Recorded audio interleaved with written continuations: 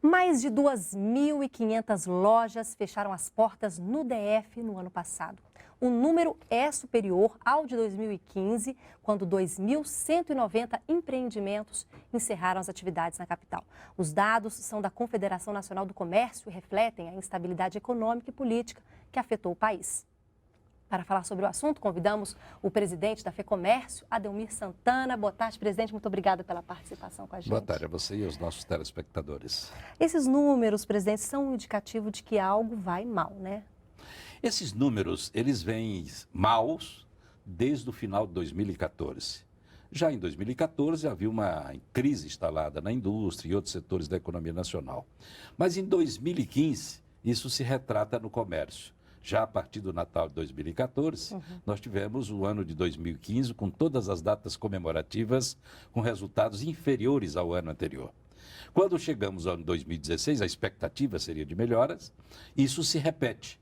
Repete-se comparando com a base já ruim de 2015. Veja que 2016 nós não esperávamos, já foi um horror, 2.100 e tantas lojas fechadas em Brasília, e nós atingimos 2.500 e tantas lojas, 20% aproximadamente, eu não fiz o cálculo agora, em relação ao ano anterior. Isso é extremamente grave e extremamente chocante para todos nós que estamos no comércio. E aqueles que estão abertos, naturalmente reduziram os seus quadros, estão trabalhando marido e mulher, família, tentando ultrapassar essa crise que já perdura por 7 trimestres, se aproxima do 8º trimestre, portanto, 24 meses de vendas negativas. E quais foram os principais fatores que levaram a esses números? Bom, na verdade, houve uma crise instalada no Brasil. O PIB não cresce, a gente conhece, todos nós conhecemos, mas há alguns fatores que são determinantes. Os custos, por exemplo, dos aluguéis. O endividamento das famílias, porque houve um momento em que nós estimulamos o governo, os bancos oficiais, o uso do crédito. E as famílias cresceram as suas dívidas. Depois veio a questão das crises, a crise do próprio governo, a crise política nacional, a mudança de governo local, a paralisia que aconteceu.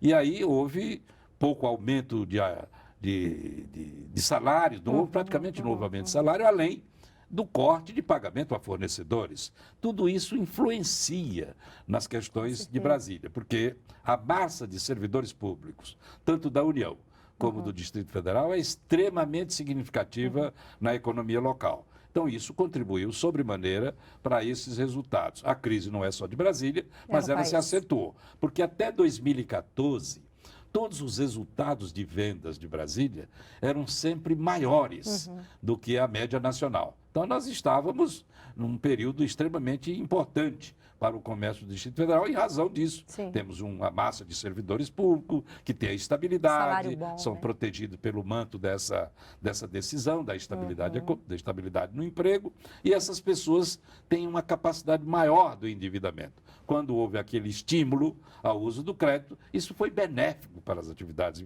de comércio e serviço. Hoje nós enfrentamos essas dificuldades agora. Essa crise de fechamento dessas lojas acaba jogando o pequeno comerciante na informalidade, o senhor acha? Há uma questão de sobrevivência.